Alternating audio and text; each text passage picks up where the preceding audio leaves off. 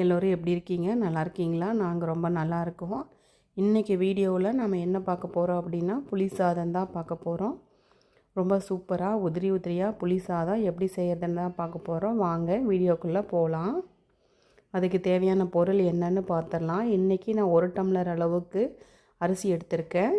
அதுக்கு ஒரு பெரிய எலுமிச்சம்பழம் சைஸ் புளியை ஊற வச்சு கரைச்சி வடிகட்டி வச்சுருக்கேன். சின்ன வெங்காயம் ஒரு 100 கிராம், காஞ்ச மிளகாய் 10, அப்புறம் பூண்டு ஒரு 5-6 பல் கட் பண்ணி வச்சுருக்கேன், ஒரு ஸ்பூன் வெந்தயம், அப்புறம் கருவேப்பிலை. இப்போ அடுப்பை பற்ற வச்சு ஒரு கடாய் அடுப்பில் வச்சுருக்கேன். இந்த பக்கம் சாதமும் நான் வச்சுட்டேன். இப்போ நம்ம வெந்தயத்தையும் பெருங்காயம், ஒரு சின்ன துண்டு பெருங்காயம் போட்டுக்கலாம். இதை நல்லா நான் வறுத்து எடுத்துக்கிறேன். நல்லா மணம் வர்ற வரைக்கும் வறுத்து எடுத்துக்கலாம். இந்த மாதிரி பொரிஞ்சு வரும் வெந்தயம்.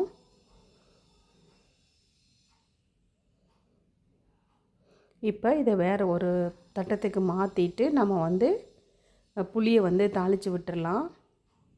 இப்போ நான் நல்லெண்ணெய் தான் எடுத்திருக்கேன். ஒரு 4 டேபிள் ஸ்பூன் அளவுக்கு நான் நல்லெண்ணெய் சேர்த்துக்கிறேன். கடுகு, உளுந்து, கடலைப்பருப்பு. கடுகு நல்லா பொரியட்டும். இது கூட வேர்க்கடலை வேணும்னா சேர்த்துக்கலாம். நான் வேர்க்கடலை போடலை. இப்போ காஞ்ச மிளகாய் போட்டுட்டு கருவேப்பிலையும் போட்டுட்டேன். பொடியாக நறுக்கி வச்சுருக்கிற பூண்டு சேர்த்துக்கிறேன். இது கூட சின்ன வெங்காயம் சேர்த்துக்கலாம். சின்ன வெங்காயம் பொடியாக கட் பண்ணி வச்சுருக்கேன், அதையும் சேர்த்துட்டு நல்லா வதக்கி விட்டுறலாம். வெங்காயம் நல்லா கண்ணாடி பதத்துக்கு வதங்கி வரணும். இந்த வெங்காயம் நான் வீட்டில் சாப்பிட்றதுனால கொஞ்சம் வெங்காயம் நிறையவே சேர்த்து போடுறேன், நல்லாயிருக்கும். இதே நம்ம வெளியே சாதம் கட்டி எடுத்துகிட்டு போகிறோம் அப்படின்னா சின்ன வெங்காயத்தோட அளவு நம்ம கம்மி பண்ணிக்கலாம். எங்கள் வீட்டில் நாங்கள் இந்த மாதிரி தான் புளி சாதம் செய்வோம். எங்காவது வெளியில் போகிறோம் அப்படின்னாலும், நாங்கள் ஃபேமிலியாக வெளியில் போகிறோம் அப்படின்னாலும் இந்த மாதிரி தான் நாங்கள் புளி சாதம் செஞ்சுட்டு போவோம். இதில் வெங்காயத்தோட அளவு மட்டும் கம்மி பண்ணிப்போம். இப்போது வெங்காயம் நல்லா கண்ணாடி பதத்துக்கு வந்துருச்சு. இப்போ நம்ம புளி தண்ணி சேர்த்துக்கலாம். இதில்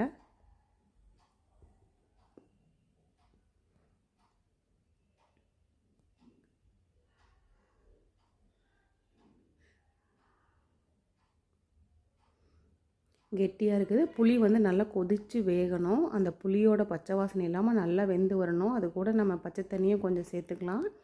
மஞ்சள் தூள் ஒரு 1/4 ஸ்பூன் அளவுக்கு மஞ்சள் தூள். இதுக்கு தேவையான அளவுக்கு உப்பு சேர்த்துக்கிறேன். இது நல்லா கொதித்து வரணும்.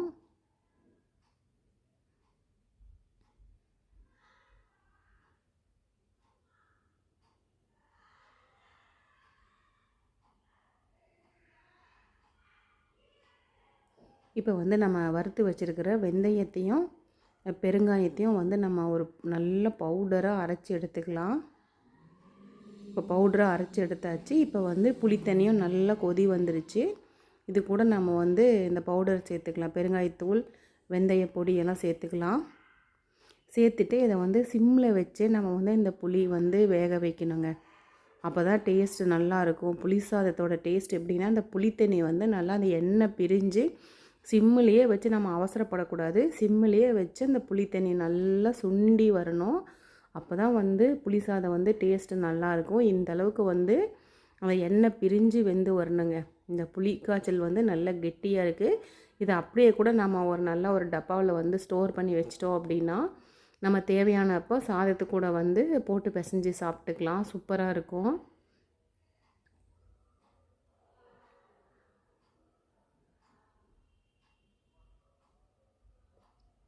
இப்போ பாருங்கள், எண்ணெய் எல்லாம் பிரிஞ்சு மேலே வருது பாருங்கள். இந்த அளவுக்கு நம்ம புளி வேக வச்சுக்கணும்.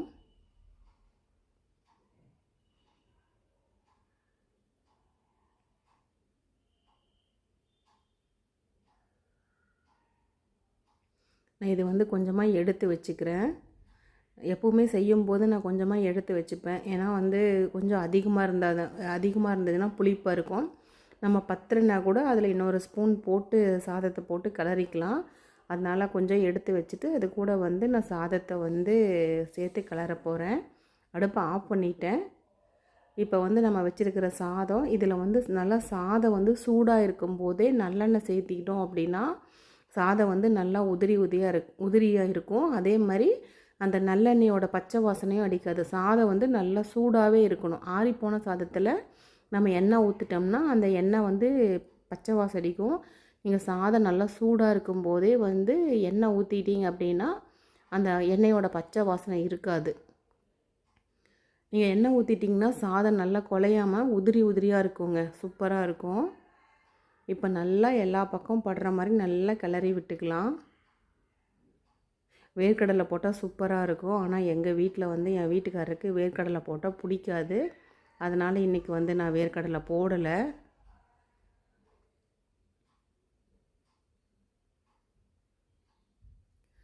பாப்பாவுக்கு ஸ்கூலுக்கு கொடுக்குறேன் அப்படின்னா பாப்பாவுக்கு மட்டும் நான் வேர்க்கடலை போட்டு கிளறி கொடுப்பேன். அது ஒரு ஸ்டைல் செய்யலாங்க. கோயில் புளியோதரை அது ஒரு ஸ்டைலாக செய்யலாம். அதில் வந்து வேர்க்கடலை போட்டு செஞ்சோம்னா நல்லாயிருக்கும்.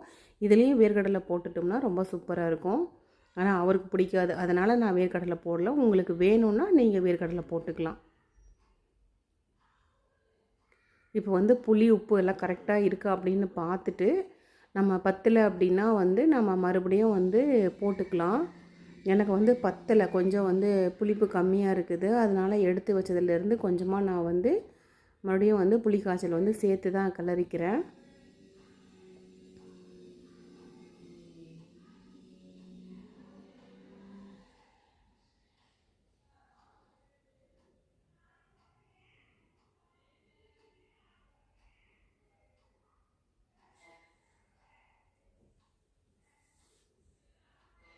இது கூட வந்து தேங்காய் துவையல் வச்சு சாப்பிட்டோன்னு வச்சுக்கோங்களேன், அவ்வளோ சூப்பராக இருக்கும். சூப்பரான புளி சாதம் ரெடி ஆயிடுச்சுங்க. உதிரியாக புளி சாதம் தேங்காய் துவையல் வச்சு சாப்பிட்டு பாருங்கள், ரொம்ப சூப்பராக இருக்கும்.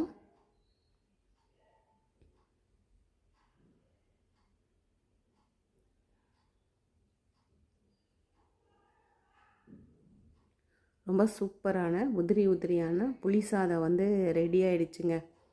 நீங்களும் இதே மாதிரி செஞ்சு பாருங்கள். செஞ்சு பார்த்துட்டு எப்படி இருக்குது அப்படின்னு கமெண்ட்டில் சொல்லுங்கள். இந்த வீடியோ உங்களுக்கு பிடிச்சிருந்துச்சுன்னா லைக் பண்ணுங்கள், ஷேர் பண்ணுங்கள். மறக்காமல் ஓவியா கிச்சனை வந்து சப்ஸ்கிரைப் பண்ணிக்கோங்க. ஆளுங்கிற பெல் பட்டனையும் கிளிக் பண்ணிக்கோங்க. நான் போடுற வீடியோ உங்களுக்கு வரும். அதே மாதிரி இந்த வீடியோ பிடிச்சிருந்தா ஒரு ஹைப் பாயிண்ட்டு கொடுங்க.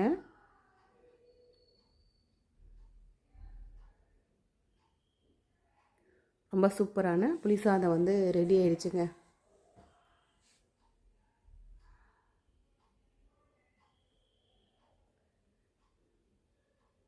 நீங்கள் எந்த மாதிரி புளி சாதம் செய்வீங்க அப்படிங்கிறதே கமெண்ட்டில் சொல்லுங்கள். நான் 2-3 ஸ்டைலாக செய்வேங்க. இந்த மாதிரியும் செய்வேன், கோயில் புளியோதரை ஸ்டைலும் செய்வேன். பாய்ங்க.